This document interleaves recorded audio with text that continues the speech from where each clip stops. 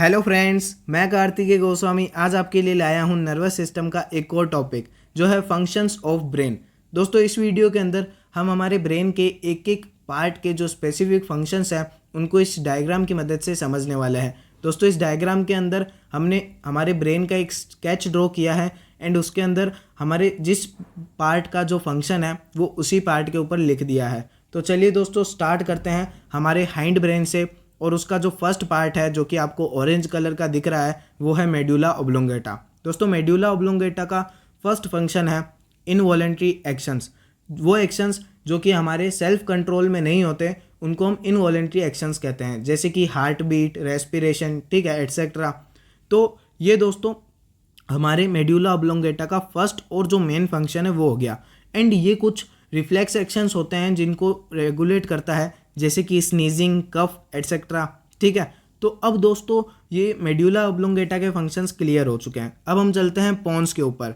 दोस्तों, पोन्स का एक ही फंक्शन हमें ध्यान रखना है, जो है कि ये एक हायर सेंटर होता है इनवॉलेंट्री एक्शंस के लिए। मतलब जो ज़्यादातर इनवॉलेंट्री एक्शंस है ना, वो तो मेडुला ऑब्लोंगेटा से ही रेगुलेट होता है, बट कुछ इनवॉलेंट्री एक्शंस ऐसे होते हैं जो कि पोन्स से रेगुलेट होते हैं, ठीक है। नेक्स्ट और जो लास्ट पार्ट है हमारे हाइंड ब्रेन का वो है सेरिबेलम।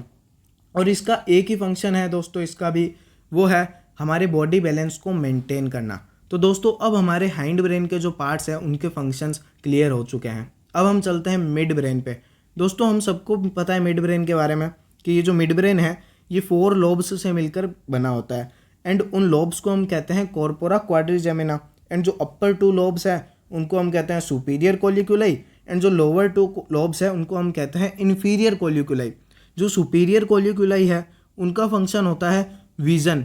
एंड जो इन्फीरियर कोलिक्यूलाई है उनका फंक्शन है हियरिंग, ठीक है। तो दोस्तों अब हमारे मिड ब्रेन के जो फंक्शंस है वो भी क्लियर हो चुके हैं। अब हम चलते हैं फोर ब्रेन के ऊपर। दोस्तों, फोर ब्रेन के अंदर हम फर्स्ट ऑफ ऑल समझते हैं डायेंसिफिलोन के फंक्शंस। दोस्तों, डायेंसिफिलोन के अंदर हम थैलेमस एंड हाइपोथैलेमस दोनों को ही इंक्लूड करते हैं। और इसका फर्स्ट फंक्शन है एएनएस कंट्रोल। मतलब हमारे जो ऑटोनोमस नर्वस सिस्टम के जितने भी कंट्रोल्स है वो यहीं से रेगुलेट होते हैं। एंड हमारा जो हंगर, थ्रस्ट एंड जो हमारा जो बॉडी का टेम्परेचर रेगुलेशन है वो भी यहीं से मेंटेन होता है।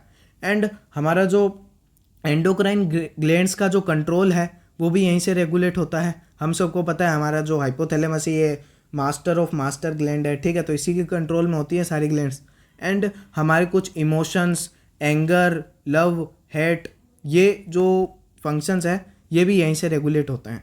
तो ये दोस्तों हमारे डायेंसिफिलोन के फंक्शंस क्लियर हो चुके हैं। अब हम चलते हैं हमारे लास्ट पार्ट पे फोर ब्रेन के, वो है सेरिब्रम। दोस्तों, सेरिब्रम के सबसे ज़्यादा फंक्शंस है, इसके अंदर जनरली कन्फ्यूज़न रहता है।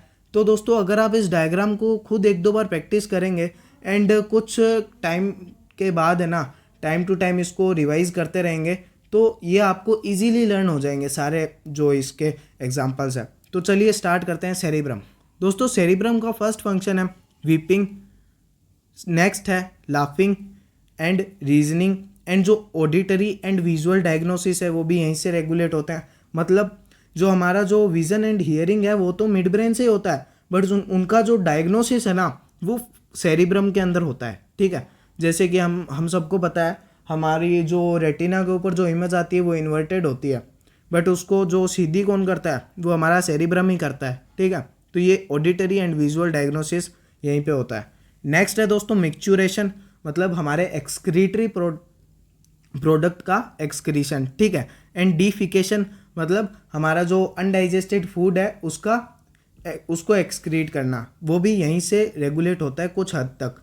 नेक्स्ट है दोस्तों स्पीच, इंटेलिजेंसी, मेमोरी, जो हमें सेंसेशन फील्स होते हैं वो भी, ठीक है। एंड जो लैंग्वेज अंडरस्टैंडिंग है वो भी यहीं पे होती है। एंड जो स्मेल एंड टेस्ट, ये कुछ फंक्शंस थे दोस्तों सेरिब्रम के। तो दोस्तों ये हमने डायग्राम ड्रॉ किया है। कुछ लोग इसको पैराग्राफ्स की मदद से समझाते हैं, बट दोस्तों उससे हमें बहुत ज़्यादा कन्फ्यूज़न होता है, इसलिए मैंने ये डायग्राम की मदद से आपको समझाया है। मुझे उम्मीद है ये डायग्राम आपके लिए हेल्पफुल होगा। तो थैंक यू। आप इसका स्क्रीनशॉट भी ले सकते हैं।